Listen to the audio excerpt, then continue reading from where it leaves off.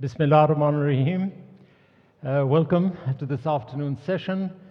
You've probably enjoyed the lunch wherever you had it, and so if any of you attempted to sleep, please do so, but don't snore because you'll wake up the person sitting next to you. I'm delighted to have such an eminent panel, which is going to be discussing, as you can see on the screen, writing legacies.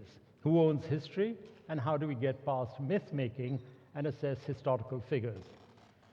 But before we do so, with your permission, I'm going to ask for a moment for us to commemorate the various martyrs, the ones who died in Islamabad yesterday, and the ones who died in various parts of Pakistan, which is still our country, and to say a small prayer in whichever language you want, in whichever religious text you want.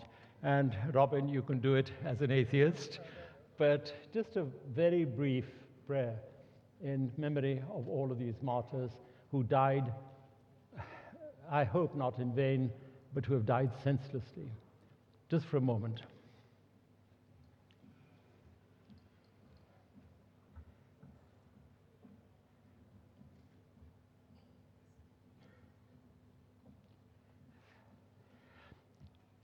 Those who've died and those who've gone in the past are a part of our history and a part of our past. So let me begin by introducing our four eminent panelists. We have Robin Lane Fox, who was our keynote speaker yesterday. Robin was educated, as I mentioned yesterday, at Eton College, where they produced thick and rich students. He resides in ancient Greece, as much as he does in the modern world, and he's a renowned classicist. Between 70 and 73, he was a fellow of Magdalen College, Oxford, and then a lecturer at Worcester College in Oxford. But between 1977 to 2012, he taught ancient history at New College and retired from there as the Emeritus Fellow. He's famous for his wonderful biography, Alexander the Great, for which he won the prestigious Duff Cooper Prize and the James Tate Black Memorial Prize. Despite being an atheist, he has written 3 books on religion. Because he doesn't believe in God, he believes in nature, and therefore he's the gardening correspondent of the Financial Times. Next to him, and I will mention Alec in context of his association with Robin, yesterday I'd mentioned that Aristotle was the teacher of Alexander the Great. Today, we have both the teacher, Professor Lane Fox, and his pupil, Alex Russell. So welcome, Alec, and thank you for being here. Those are the first book that Professor had written, and the latest one. And here is Alec's books, and that is Prejudice and Plum Brandy. Am I right? And this was published a long time ago. Long time ago. Yep. And now the most recent one is After Mandela. Jane is an award-winning historian. She was born in Zambia to North African Irish mother and a South African father. So there is the connection with Alex. They moved to Belfast in 1969. Her speciality is modern Irish and British history. She's the Erasmus Smith Professor of Modern History at Trinity College Dublin and chair of the Irish Research Council. And she's published, as you can see here, a number of books, Making Ireland English, if that was ever possible, and Making Empire, which is dealing with Ireland and the modern world. So welcome. And also now, finally, my dear friend and previous participant in the LLF, and that's Audrey Truchke. She's a professor at Rutgers University. Her interest is medieval South Asia, especially the Mughal Empire. She spoke at an earlier LLF on her brilliant, balanced biography of Aurangzeb, the man and the myth. And her latest monograph, India, 5,000 Years of History on the Subcontinent, was published as recently as June 2025. So welcome to all of you, and thank you for being here.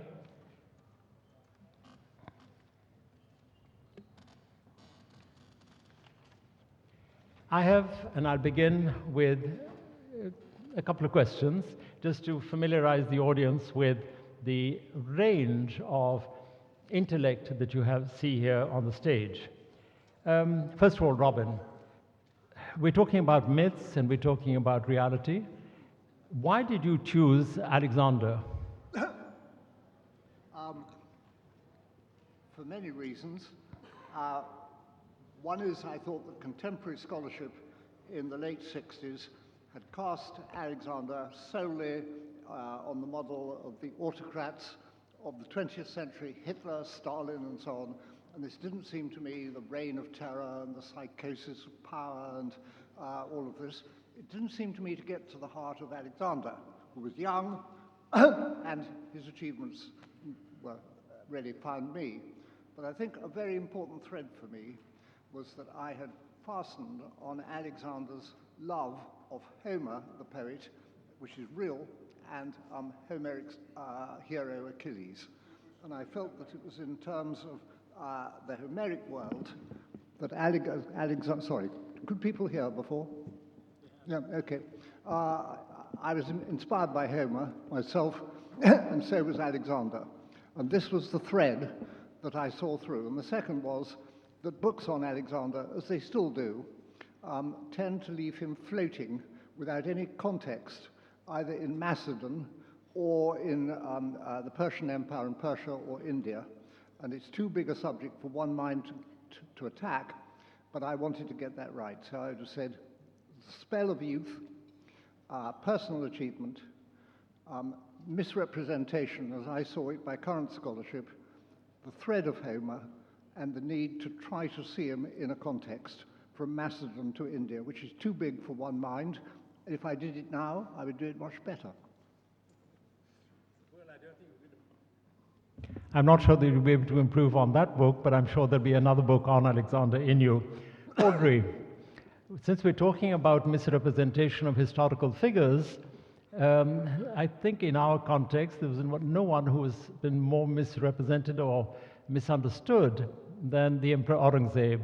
So why did you choose Aurangzeb? Was it to correct the balance, correct history?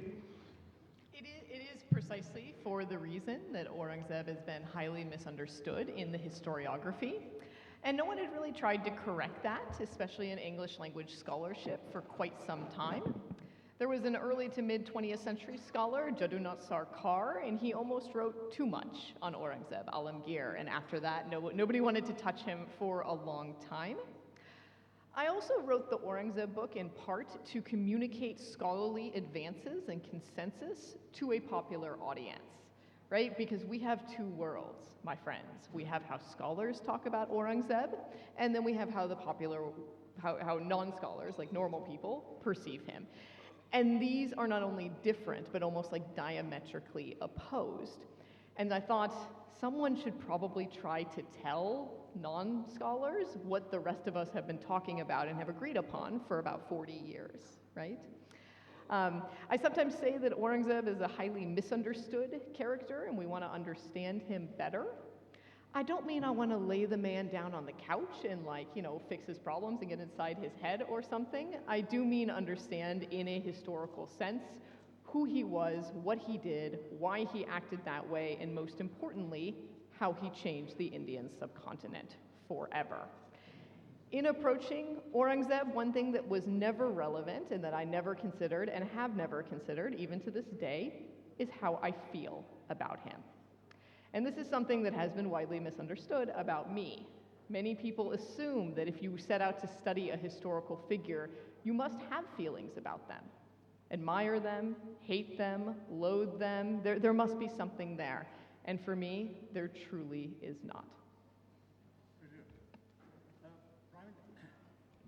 Prime Minister Modi, I understand, has wanted to change the name of one of the streets in New Delhi from Aurangzeb Road to something else. Do you think he'll be tempted to change the name of your book? I believe that Aurangzeb Road was renamed in Delhi. I opened the book actually with that anecdote. And my sort of take on that is you can try to forget the past. And if you are in a position of political power, you can even make your citizens ignorant of it. But all you do is cheat yourself. You can't actually change the past, you just leave it for other people to remember. Wonderful. Now moving to contemporary history. Alec, you have dealt with one of the icons of the 21st century, and that is Nelson Mandela. You have written about, or in fact your book is after Mandela. Did you ever meet him? I met him many times. Ah. So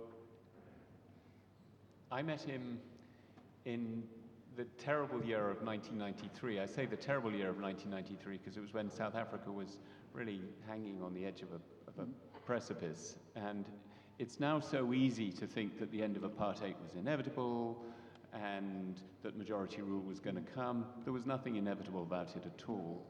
And I arrived in South Africa exactly a year before the first multiracial elections. And Mandela was then sort of playing a role of sort of part itinerant preacher, but also effectively he'd taken on the mantle of being the leader of the country, even though it was still run by the apartheid regime. He was extraordinarily accessible. So he had virtually no security at all, which was totally mad, and was the fault of both the white government and also actually the ANC. But it was fantastic for a journalist. And sometimes a group of us would be called up by his spokesman and said, the chief wants to just have a word with you. And we'd go and sit at his feet in a garden where he was, in the house that he was staying, and he'd tell us what was on his mind and so on. You could go and talk to him after rallies. So we had amazing access to him.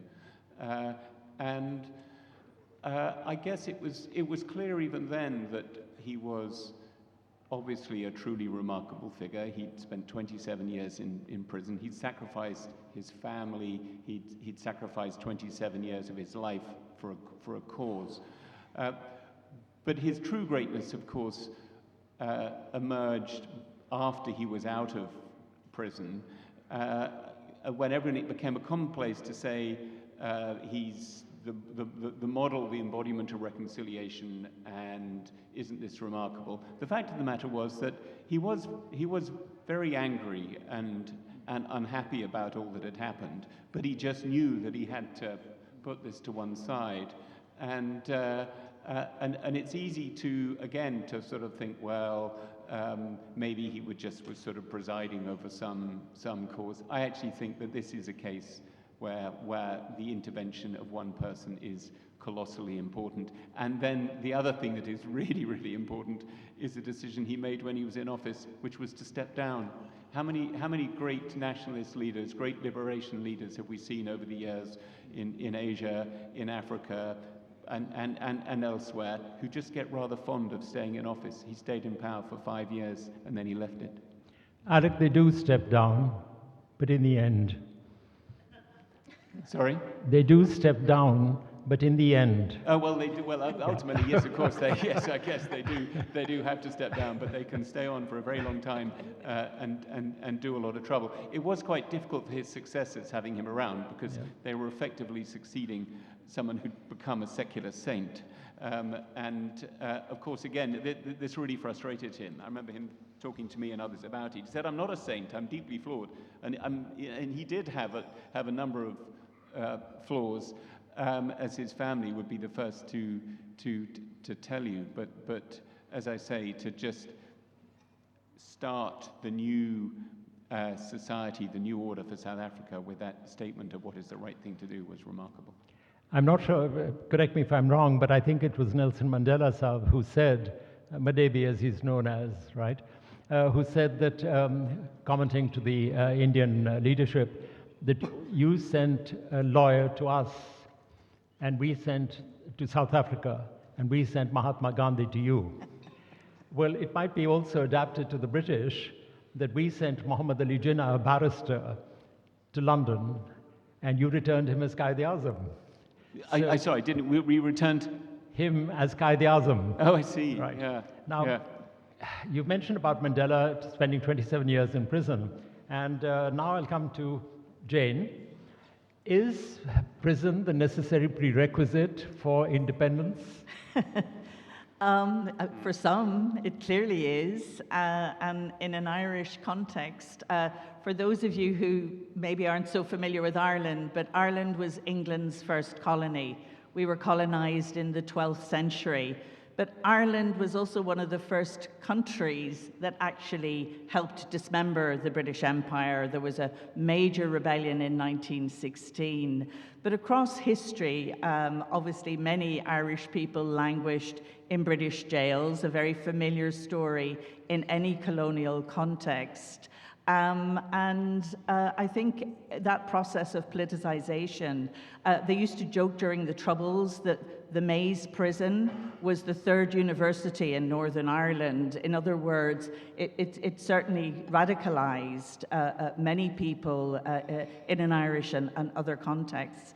I'm not convinced it's, an essential prerequisite, but certainly many freedom fighters in Ireland spent time in British jails. Okay. I wouldn't knowingly disagree with you that Ireland was the first colony.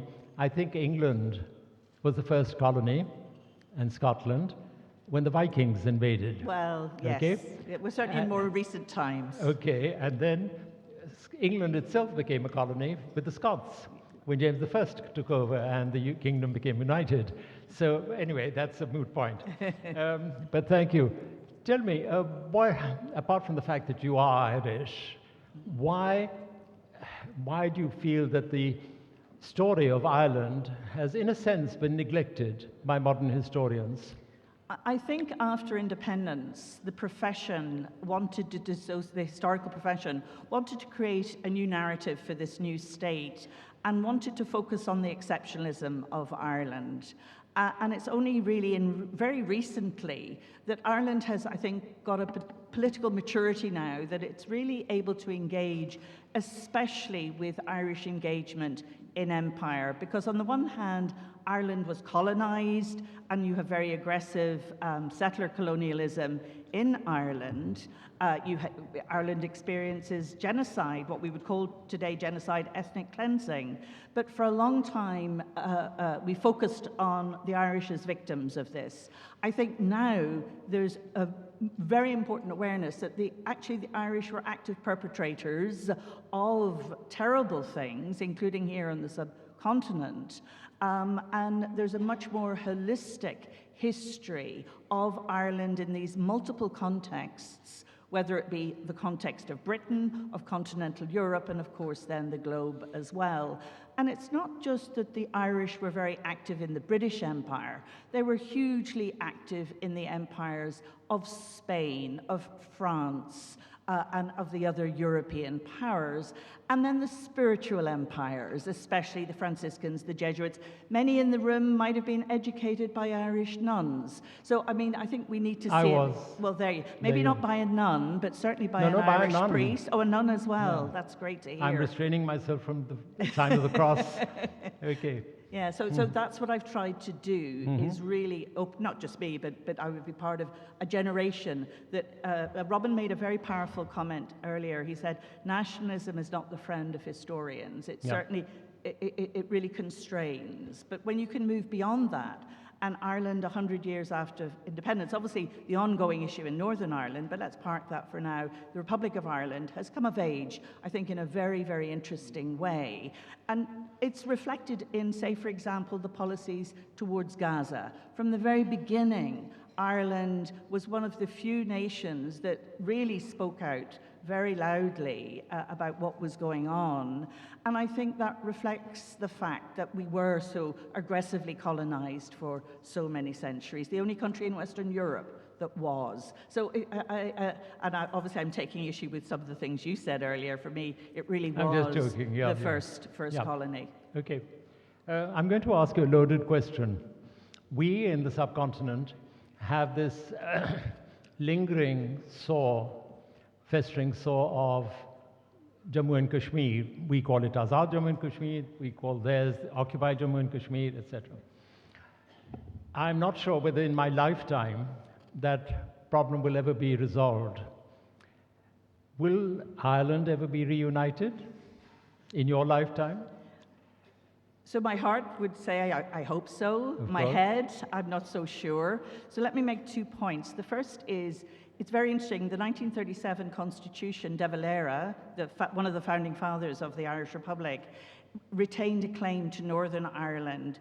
Jinnah copied that exactly in terms of the Pakistani constitution. It's very interesting the way Ireland is a laboratory. The legislation that partitioned our countries, exactly the same legislation, partitioned Ireland as partitioned India and Pakistan. However, in Ireland, we are now talking about reunification. I was at the Jaipur Literary Festival last month where I chaired a panel with 2 Irish journalists who were both arguing for and against. And the argument was, emotion was stripped out of the conversation. It was based on facts. And that's very powerful because when you're looking at the values and the pros and cons of reunification from a purely empirical perspective, now it never is, because of course the heart comes into it, it was very interesting to see that it might not be as clear-cut as we would imagine it would be. But I do think there will be a border poll in the near future, simply because we will have a Sinn Féin government, both north and south of the border, and that will force the issue. But I do hope that we don't make the mistake that we made with Brexit in terms of an uninformed discussion. And a lot of work has been going on by both governments to ensure that when there is a referendum, we're making an informed decision based on evidence. And these conversations are typical of, and it went down very well in India. There was a real sense, wouldn't it be amazing to have those conversations here on the subcontinent? So let's see how Ireland gets on. Okay, you talked about nationalism, and Robin had mentioned it earlier in the previous session, about nationalism being the, if you like, the enemy of history. Audrey, your book, India, has raised the hackles of many people in India, okay? And I suppose a theme would be running through your book of nationalism in different forms. I know India was not a homogeneous state as such, a political state, ever. It became that in 1947, and then gradually as it encroached into Goa and it encroached into various other parts of Hyderabad, and then finally this unresolved question of Jammu and Kashmir, which they, from their side, have resolved with the revocation of Article 370. But how do you foresee nationalism moving in India, let's say within the next 10 years? I'm assuming Mr. PM Modi will survive that long. So, I will note that my India book, it's ruffled a few feathers in India, although mainly the fact that I launched it in South Asia, in Lahore. That's sort of the biggest objection, as far as I can tell from the Indian side. I would point, so nationalism, if you take like a longue durée view of history, right, I cover close to 5,000 years in the book, nationalism is a latecomer to the game, right? There is no nationalism on the subcontinent until the 19th century at the earliest. There's no nation states until the 20th century. So this is all very new in historical terms. I also think that nation states won't be around forever, right? And that's not just wishful thinking. Every other form of state government and organization we've ever seen has fallen apart. The old world of empires fell apart, city-states before that transitioned, into other things. Nation-states will one day be gone, but not in the next 10 years, right? So I expect that nationalism will be with us for some time to come. I'm not sure that I have a very clear sense of exactly how Hindu nationalism in India will proceed. I will say that I expect it to burn itself out, sooner rather than later. Whether that's 10 years, I could not say, but I do expect to see it in my lifetime. And that's based on just the general historical observation that fascist ideologies don't tend to last very long, because the internal incoherent logic and the hate-driven nature sort of forces the fire to burn ever brighter. And the more it burns, the more it destroys, and that's ultimately unsustainable. And in this sense, each fascist movement, of course, has its particularities, but Hindutva, or Hindu nationalism, is fundamentally in the mold of sort of early and mid-20th century European fascism. Many years ago, in 1947, Pandit Nehru chose the word India, apart from the fact that he'd written The Discovery of India, and he understood the context of a larger, homogeneous India. He named the new state India, not Hindustan, and it was done quite deliberately. Today, the present government, PM Modi's government, is insistent that it is in fact a Hindustan, not a secular state. Do you ever see a possibility of a recognition in India in the next 5,000 years of a balance between the various communities, or it will always be dominated by one? I suppose I would say that numerical domination doesn't have to mean sort of social, cultural, and political domination, right? I mean, the next 5,000 years is a very long time. I imagine we'll see a lot of different configurations. Okay. And Robin, have the Persians forgiven the Greeks? Sorry? Have the Persians forgiven the Greeks? Oh, no. It's fascinating. Alexander, many of you know, became a figure of legend. And the Alexander romance, tale of his legendary exploits, searching for the secret of immortality to the far end of the world, trying even to fly in an elementary flying machine, going down to the bottom of the sea to try to find how he could be immortal. This has no relation to history, but it presents a chivalrous Alexander, an Alexander on a constant quest in which he fails. This image of Alexander was taken up very strongly by many in Persian-educated circles.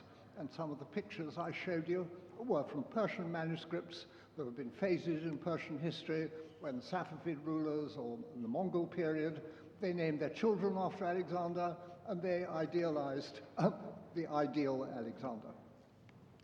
But Alexander the Conqueror, well, I can give, if I may, two examples, I think. Alexander defeated the Persians. He then reinstated those who would surrender. He married 3 Persian women. He married, amazingly, 92 of his officers to 92 chosen Persian brides in a ceremony in the Persian style. He wanted an integrated empire. That doesn't placate modern Iranian nationalism. In his last days, the Shah of Iran hired history professors to deny that Alexander ever entered Iran. And this was an extraordinary performance. He apparently crawled along just by the Caspian Sea. He never went anywhere near all the sites we know he went to. So that was one response, simply deny that Persia ever lost. And another one was to blame Alexander for destroying the Zoroastrian religion and its texts. And in the Zoroastrian tradition, that's the religion of Ahura Mazda and Ahriman, Alexander becomes the demon. And he was blamed for burning all the sacred texts of Zoroaster and so on. The truth is, at the time, there weren't any. But Alexander became a villain for that. Alexander had mounted his campaign to begin with as a campaign of revenge. This was the spin. And when they got to Persepolis, on one magnificent evening, and I'm so terrible I do secretly wish I'd been there, they drank far too much, and an amazingly attractive young lady led them up the main staircase, and they set fire to the palace and burned it deliberately to the ground, taking revenge for what the Persians had done in the temples of the Athenian Acropolis, where millions of visitors now go every year to see what the Athenians then later rebuilt. So that was an act of great hostility to Persia, but he then swung over and presented himself as an heir to the great kings of Persia, because he had to rule it all. So what I want to say is, Persians cherish the legend of Alexander. They have long poems about it, brilliant artworks illustrating it. They detest the memory of Alexander because they were defeated. They blame him, wrongly, for burning the religious books of Zoroastrianism. It was an oral religion, it didn't have any. And sometimes in extreme nationalism, they've tried to deny he ever went to the country. Those who are real historians and think beyond the national disgrace as they see it are, of course, fascinated by the figure behind it. So it's a complex legacy. Alec, it's just a personal anecdote I'm going to narrate. I had gone to South Africa and I was sitting in the assembly in the equivalent to the National Assembly there. And I was in the gallery, and suddenly a person came and sat next to me. And the entire gathering of MPs suddenly got up to their feet. And I thought, well, that's very kind of them. I mean, I'm not sure I'm entitled to this kind of accolade. But it turned out that the gentleman, the speaker then said, the House acknowledges Mr. Jacob Zuma, who then became the successor of the ANP, leader of the ANP. So he sat next to me, and I was there the object of the envy of all of the legislative house in South Africa and of all the press. So he sat, and then he began giving me individual references, very thumbnail sketches of so-and-so, he's a crook. So-and-so, very intelligent, but too ambitious. And like that, he did a quick thumbnail sketch of each one of the speakers, all of whom had come to honor Mandela's 80th birthday. I think it was the 80th birthday.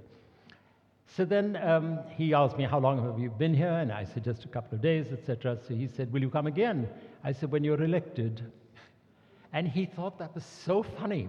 And he just slapped me on the back and said, must come. Well, unfortunately, Not so funny for South Africa. Absolutely, he's in and out. So I just mentioned this. And Robin has talked about, and I mentioned this quite deliberately, forgiveness. I think one of the great acts of charity and abnegation was the Truth and Reconciliation Commission. Mandela was even if Desmond Tutu was the one who actually set it into motion, but Mandela was the inspiration behind it. It's a strong, almost inhuman, superhuman attempt. So now that you've dealt with Mandela, which other political leader would you like to write about? Trump the Great? Well, actually, if I may, very briefly, I just wanted to turn to what you were talking about in terms of nationalism. Because one word that we haven't discussed in relation to nationalism and the current success of nationalism is economics. Of course. And in terms of the context to all this, look at what's happening in Europe. Populist nationalism is absolutely on the rise. It's on the rise in Robin's and my country with Nigel Farage. It's on the rise in Germany. It's on the rise in France. I mentioned those three as just the three largest economies in Europe. Why is it on the rise? There are a number of factors, but probably the most significant is high public debt and squeezed public services. And so I think the idea that nationalism might sort of come and go is contingent on many things, but I do think the role of economics is important. And in terms of Ireland, one of the really interesting historical shifts, as Jane will be acutely aware of, is that when Ireland became independent, its GDP per capita was just, I forget how far below it was in Northern Ireland, but appalling. I mean, it was just they were two totally different economies. It has pretty much switched around now, which makes the changeover and the ultimate unification much easier to imagine. On Jacob Zuma, so I knew him well in two very different incarnations. I knew him in the era that you encountered him in the late 1990s, and I do think that one of the great tragedies for South Africa, and I really do mean tragedy actually, is that impish, smart, wily, very political Jacob Zuma of 1998, I think it must have been, because I know Mandela's birthday, wasn't allowed to retire in peace, say 10 years later, with a massive public pension. This is a man who joined the liberation struggle in the 1960s gave his life to it, returned from exile, and had no money, not a penny. And his entire extended family, all their friends, their households, expected him to deliver. Now, I'm not excusing his corruption, but you have to understand the context. Because, of course, he should never have run, should never have run South Africa, and South Africa's paying the consequence now. In terms of who else I'd like to write about, goodness. Well, I mean, in the Southern African context, you mentioned Desmond Tutu. The Truth and Reconciliation Commission was the most remarkable phenomenon, and I call it a phenomenon because I don't think any other country that has gone through a similar ravaging has come close to copying it. I'm sure many of you will be familiar with it. Simply put, in return for confessing your role in what were deemed political crimes, you would be spared prosecution, but you had to give a full confession. And Tutu presided over this part spiritual, part political, part judicial process. It was remarkable, it was flawed, but it did still set South Africa on the right path. I'll keep thinking about who I'm going to write next about and get in touch with you and my publisher when I've worked it out. Put my name down as the first buyer. Thank you. We have our own Truth and Reconciliation Commission. It's called the National Accountability Bureau, where people come and confess their sins under duress and then come to some arrangement by which they are forgiven their sins. Jane, which non-Irish leader will you be writing about, or would you like to write about? So again, a non-Irish one is, my whole world is so at the moment taken up with Ireland. That's something that what I'm very interested in is actually not the leaders, it's the ordinary people. Absolutely. And there's a woman called Annie Besant. Now, she was of Irish parentage, but she was actually born in England. But she was an extraordinary woman who set up the All India Home Rule movement. So she was very involved with Yeats and Tagore at the turn of the 20th century. I'd like to do somebody like Annie Besant. Hands up with those in the audience who know who Annie Besant was. Well, Not there you are. many. That's a generational thing. Generational. Yeah. She was, in fact, the first president of the Indian National Congress. A woman.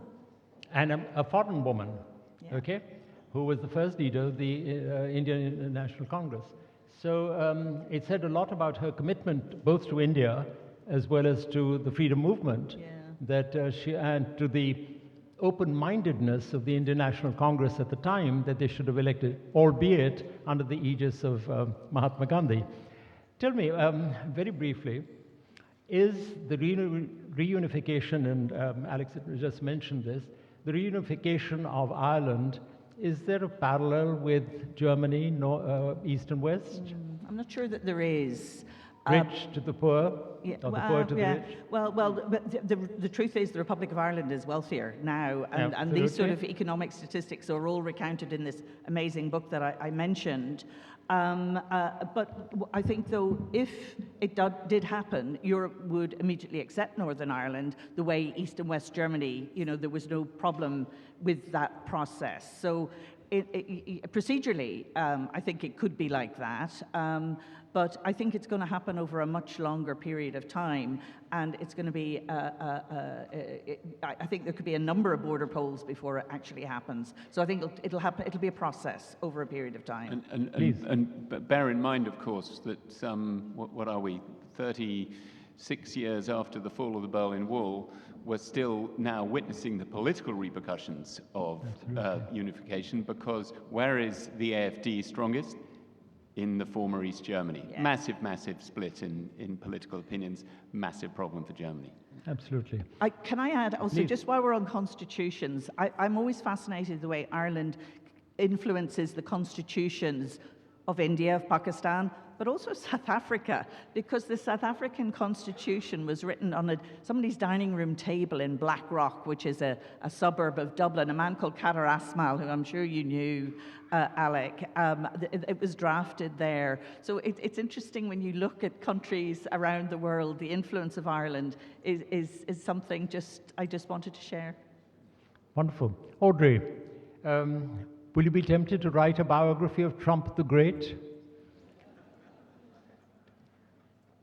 Well, I will say my current book project is not really a biography, more of a non-biography of Emperor Akbar, the third Mughal king.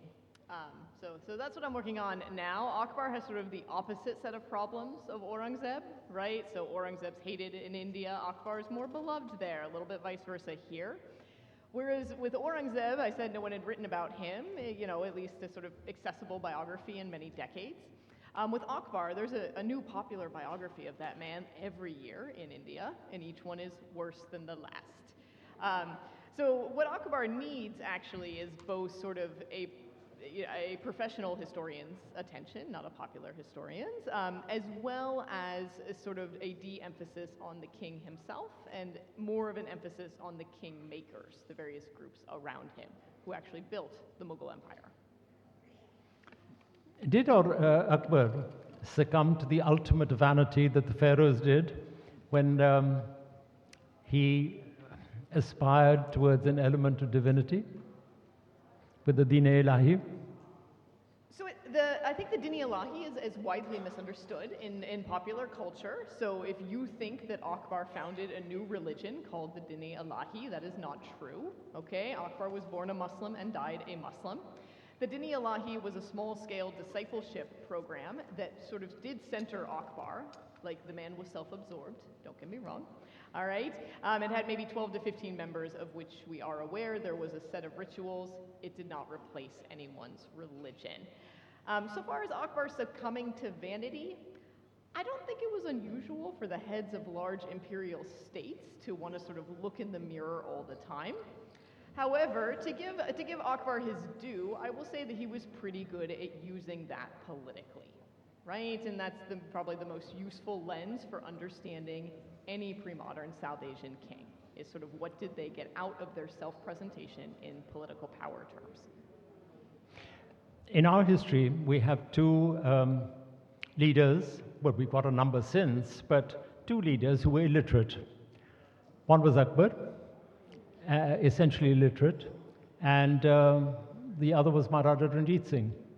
And they both had a seminal influence on Akbar on the rest of India, and Maharaja Ranjit Singh as far as the creation of the awareness, delineation of Punjabiyat, where the Punjab emerged as a nation state for the first time in history, in the 5,000 years before, and ever since then. So it'll be interesting to see, when you write your biography of Akbar, to see how he emerges as a person who had this complex personality, but who was able to overcome illiteracy, etc., and the duality of his marriages. For example, he married Jodhabai, etc. So we look forward to seeing this. I'm now going to ask each one of you, who, in your opinion, Robin, was the greatest figure in history, in your opinion, other than Alexander the Great? Who was the greatest figure? Figure in history. Well, the greatest person is unquestionably Homer, and I think he was one person. We're going to have a big film about the Odyssey, which will doubtless wreck it. Are you in it? No, I'm not in it. Okay. But just my advice is, read the Iliad, read the Odyssey. Homer is a miracle. Look, he couldn't read, in my view. He couldn't write, and yet his poetry and human insight are on a level that transcends anyone who's been to school. What an amazing figure, and whatever people may try to pretend that there's another brilliant poet who suddenly emerged in the middle of Nicaragua, there isn't a Homer anywhere else in the world. So he is the greatest figure in history. We don't really even know who he was. That contributes to his greatness. Okay. But in between, there must have been somebody. Oh yeah, well, But who else? There are many people who think he was a team, and Yes. eventually Homer was the man who just stitched all the songs together, not a bit of it. There is one commanding mind, my overriding message to you all who so kindly have come to listen to us, read Homer. Okay. Will they benefit from it? Will they benefit from it? Will they benefit from reading Homer? Yeah, well, yes. Okay, well, it's difficult because some of them can't read the Constitution. If Alec. you want to read it in Yes. an English translation, Logically. the one we all read is Latimore, and that's still the best translation. I don't want to go into more recent ones, but it gives you 1/50th of the force of the original. Okay. Alec, who, in your opinion, through Robin has told us of a man who was, what, 3,000 years ago, or 2,500 years ago, who since then, there must have been somebody, who, in your opinion, is the greatest figure in history? Well, I was so well trained up by Robin in 3 years of tutorials at Oxford that I was immediately going to stick my hand up and say Homer, and I was just hoping you were going to ask me first so I could okay. preempt him. So I'm actually going to cheat somewhat, and I'm going to say, because there's such a vast span of history, and I've got to leave those 5,000 years to some of the other panelists, I'm actually going to cite somebody who I think is the greatest person I have met. And I would say, I would arguably put Mandela in second place to his fellow South African, who you mentioned, Desmond Tutu, who was a truly, truly remarkable figure, he had politics, he had political authority thrust upon him via the liberation struggle, but he was far greater than a politician. He was obviously a spiritual leader, but he could also see beyond the trammels of organized religion, and he was phenomenally brave personally in intervening on the ground when people were about to be necklaced, which was a truly apocalyptic way of killing people with a tire that you put around their neck, which you filled with petrol. But he was also brave after the end of apartheid in deciding that his job was to stay above politics and criticize the ANC. He was also very, very funny as well. I mean, if he were on this panel now, you'd all be just laughing and laughing, even about terrible things. So I vote for Tutu. You vote for Tutu. You've now prompted another recollection of mine, and that is, I had the privilege of meeting Archbishop Desmond Tutu in South Africa when I was leading a delegation from the National Management College. And the tradition there was that the participants asked the questions, and then whoever it was would give the answers. At the end of it, and I hope nobody misunderstands this, but I'm going to say it nevertheless. At the end of it, I referred to the Truth and Reconciliation Commission, and I said, Archbishop, I hope you don't think I'm being blasphemous, but I think that you are more of a Christian than Jesus Christ was. And that rather startled him. And he said, but why? I said, because Jesus Christ only forgave his enemies once on the cross. You have forgiven your enemies every day for years through the Truth and Reconciliation Commission. And so I totally endorse, Alec, what you just said, that here was a remarkable individual who went way beyond the demands of Christianity because he practiced it. And nobody else I know in modern history, none of the popes, none of the cardinals, nobody has ever been as demonstrative in his, how can I put it, in his practice of the principles that Jesus Christ had stood for and died for. Jane, who, in your opinion? So the historical figures that go through my mind are also fundamentally flawed in one way or another. I'm going to cop out like Alec and say the one person who if I could spend an evening with is the late Seamus Heaney. He's only been dead a decade, but I grew up in Belfast during the Troubles, and it was a very dark sectarian war. and especially in the 1970s and 80s, there was no hope. This talk of reunification, we wouldn't have dreamed of it. But it was Heaney, as a poet, who was able to articulate and make sense of the madness. And I think that's the gift, whether it's Homer or Heaney, of poets. They're able to just cut to the chase, to the essence of what it means to be human and to tell the truth and make sense out of madness. And so an evening with Seamus Heaney would be... He'd be your choice? That would be my choice. Brilliant. And I wanted to say a woman, but Heaney won, yeah. Okay. Audrey, your favorite, who in your opinion is the one person in history that you would single out? So there are no heroes in history, not for me.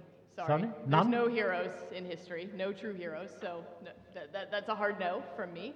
I will say that perhaps at least one of the most influential people in South Asian history is the woman or man, we don't know which it was, who invented the Brahmi script. Okay, the Brahmi script is one of our oldest South Asian scripts. It's the script in which most of Ashoka's inscriptions in the 3rd century BCE, head of the Mauryan Empire, are written. The Brahmi script is also the parent script of most South Asian scripts today. Not all of them, but the vast majority. From Grantha script in Tamil Nadu all the way up to Devanagari in the north. So without that person, there's a whole lot of things we wouldn't know because they wouldn't be written down. So in terms of influence, I'll name them. So if it's not a man or a woman, was it divine? There's no divinities in history. Okay. Brilliant. Now, let me conclude because we'll throw the floor open for questions. Which 3 historical figures, Robin, would you invite for dinner? Well, I'd have Herodotus. Okay. I'd have the Athenian comic poet Aristophanes. What a wonderful dinner. Who I'm wrote the having birds? already. You have no idea. And then I would have rather more ingrown people. I would absolutely amaze Jane by saying, I long to meet Lady Gregory. And she's absolutely near my tops. And then there are various English people I would like. And I'd like to have Babur back, founder of the nobles. I would stop him getting drunk, but I would be fascinated by him. Okay, another complex character in Mughal history. Herodotus would like Babur too. Okay. Alec, who are the 3 that you would invite to your table?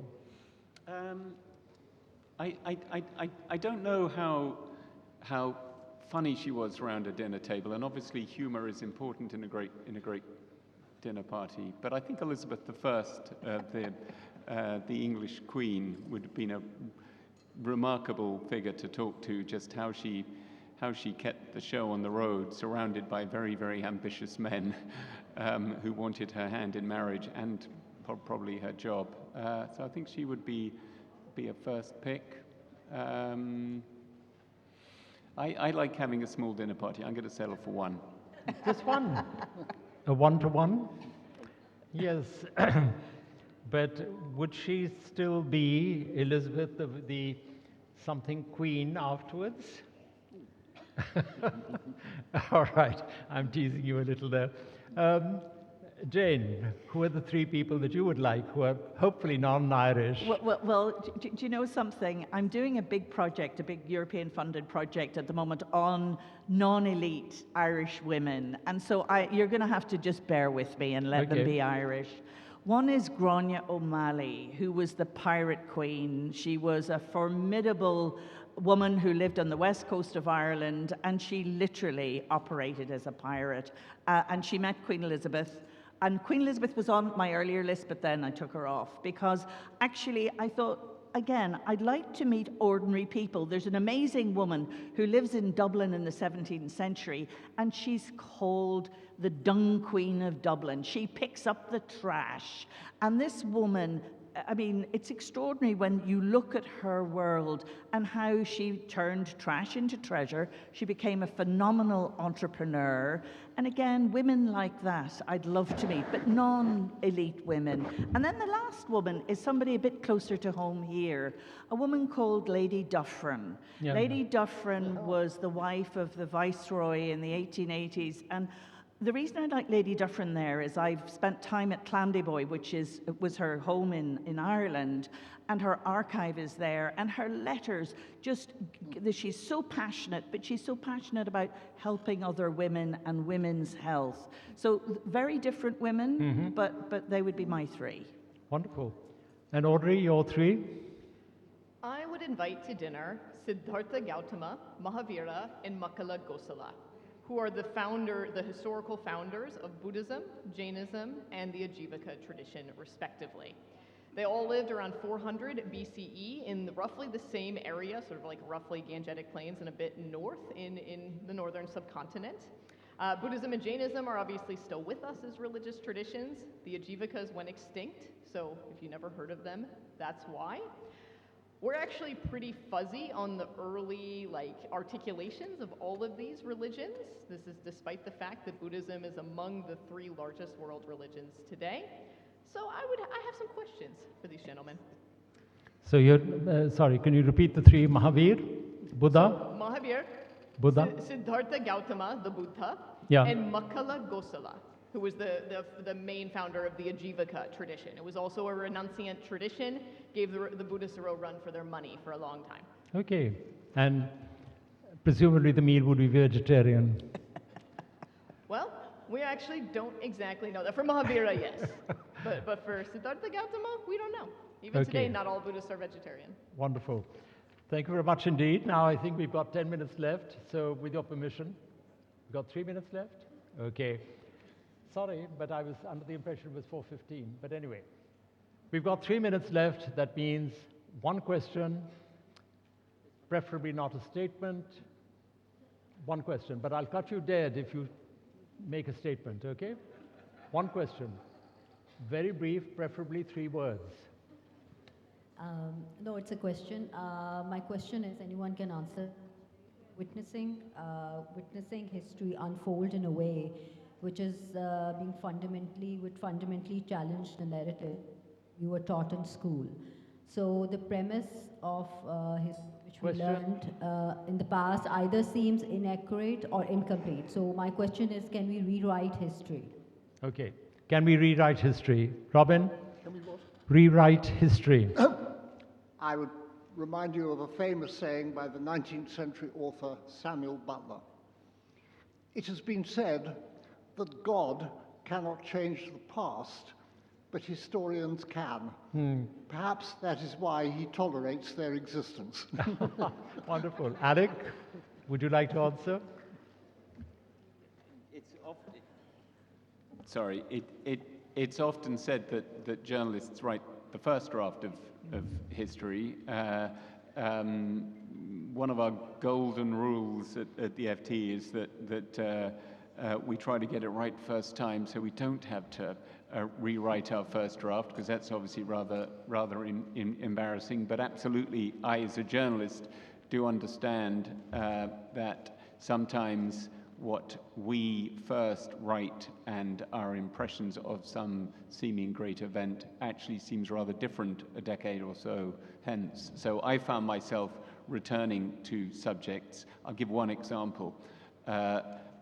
After writing my very first pieces in journalism in Pakistan, I went to Romania as the revolution was had just happened and a new order was in power, largely made up of former members of the Communist Party. And I and other young journalists who were forging their careers there at the time took a very dim view of these former members of the Communist Party and thought that they all must be utterly beyond the pale. They'd been part of this system that had impoverished the country, and this was appalling. When I returned some 20 years later, 20 years obviously older and possibly a bit wiser, but certainly older, I actually had a rather different view, and I thought, you know what, it would have been impossible for Romania to get on its feet if all the former members of the Communist Party had been barred from staying in government. Everyone in the bureaucracy had been in the Communist Party. So I did then write, I sort of revised my opinion. So I think you can reassess history. Audrey? I think we must always be rewriting history. with an eye to fidelity to the past. It is of the utmost importance to honor the lives and lived experiences of past people because they were real people and they really lived. And the closer we can get to accurately representing their lives, the better. And I would Jane. endorse that totally, but I would also add that we're moving into an age where new technologies are actually enabling new sources to become available, as is science. So whether it's DNA evidence or how archaeologists are able to do their work thanks to technology and science. So as that all needs to be incorporated into these new histories. Well, just before I conclude, as the moderator, I'm going to take the advantage of my position, and I'm going to end with an aphorism in answer to your question. History doesn't repeat itself. Historians repeat each other. So with that, let me thank our panelists for a wonderful interactive session. Thank you very much indeed.